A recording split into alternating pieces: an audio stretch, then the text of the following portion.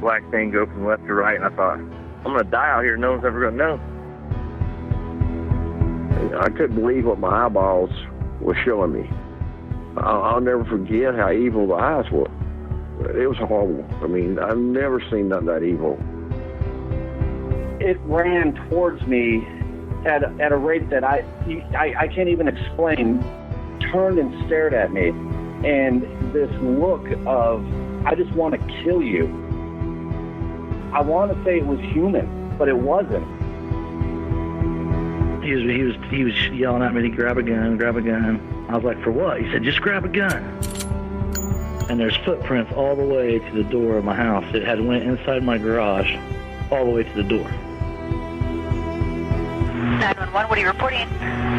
Jesus Christ, you better... Sir? See ya! Hello? Get somebody out here.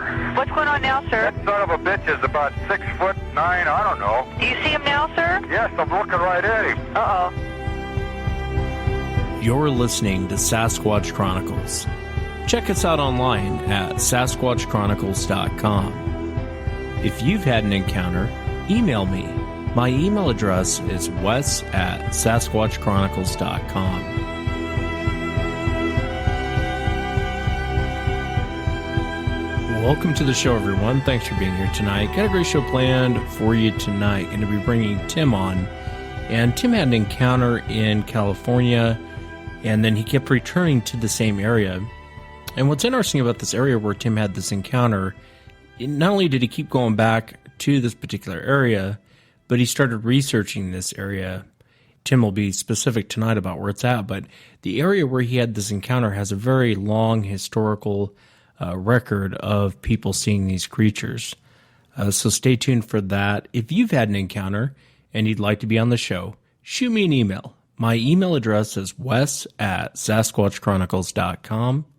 Been working pretty hard. I hope some of the stuff I have coming out, I hope you guys really like. Doing a lot of stuff behind the scenes and trying to push more content out there. So I hope you guys enjoy some of the new content coming out. Let's jump into it tonight. Tim, welcome to the show. Thanks for being on. My pleasure. And if you would kind of start from the beginning. I know you had a couple encounters, and there was one major one where you actually saw the creature.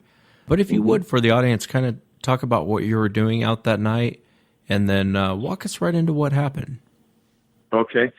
Well, to begin with, we talked a while back after the first experience, and I couldn't quite do an episode, one of your episodes, to share my experience because I kept having new ones. The story wasn't all over yet, so it's been a while now. This event happened a year ago. I drive special needs kids to school and back, so I have to get up real early to get them there on time in the morning. And so I was going through a place called Ojai. It's sort of north of Ventura, and it's not unknown to see Bigfoot in that area. But I had no knowledge of this. I do have knowledge of Bigfoot because a friend of mine lives in Washington State, and he had a great big library. So I had fun reading it one winter. And winter there lasts like 5 months. So I did a lot of reading. I know enough about Bigfoot that when I was driving through there, I decided to take a canyon, sort of a shortcut. And besides, I like to see the nature and everything out there, over there. This is a finger of land that goes deep into the wilderness.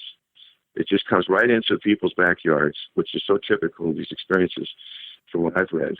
This finger of land goes right up to where people are living. It's like sort of an urban area where there's just small neighborhoods. And then there's a creek. There's always water around it, right? But this creek goes through there, and it has bamboo about 50 feet high. But I was just driving through there when I first got the route. It was exactly a year ago. And I saw a deer run out from the forest and run alongside me, the antlers and the whole bit, a buck, I guess you call them. And I'm not a hunter. I don't know a whole lot about it. But so they're running alongside me. I thought that's pretty strange because I'm not their feeder. I don't keep them. I'm not the guy with the food trough. They come running when they see you.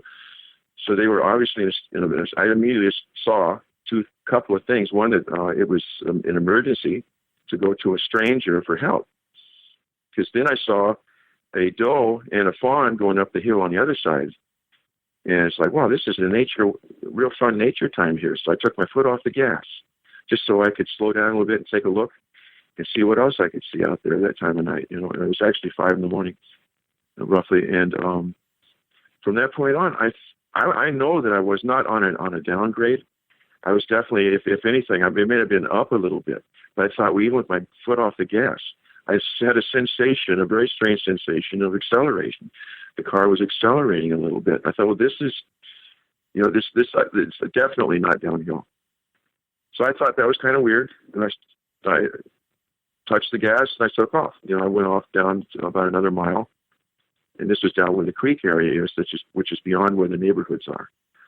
I was just driving along about 35 miles an hour, and I saw what looked to be a normal human being, about our size. I don't know how big you are. You're pretty hefty. I'm about 6 foot, but 5'5" and 6 foot tall, slender build. Sort of put a leg out like he wanted to walk across, and I stopped, and he smiled. I remember seeing a smile, and for the next 10 seconds, I could not see anything out of my driver door or 3/4 of my front windshield. It was all hair.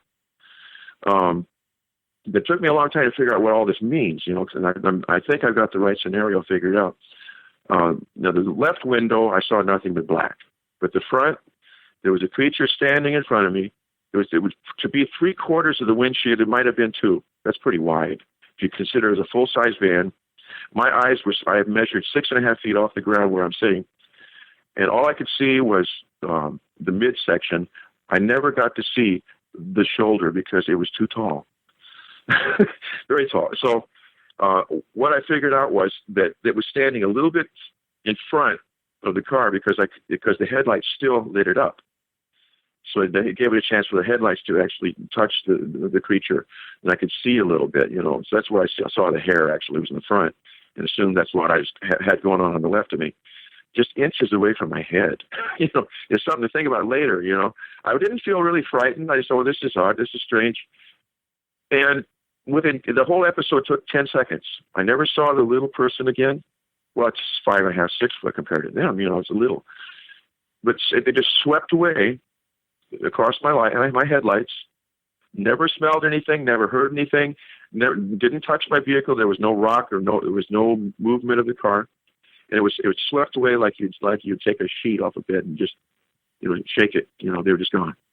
Now the interesting part about that is that where they went up, I looked at later in the light because this is all a brand new area to me.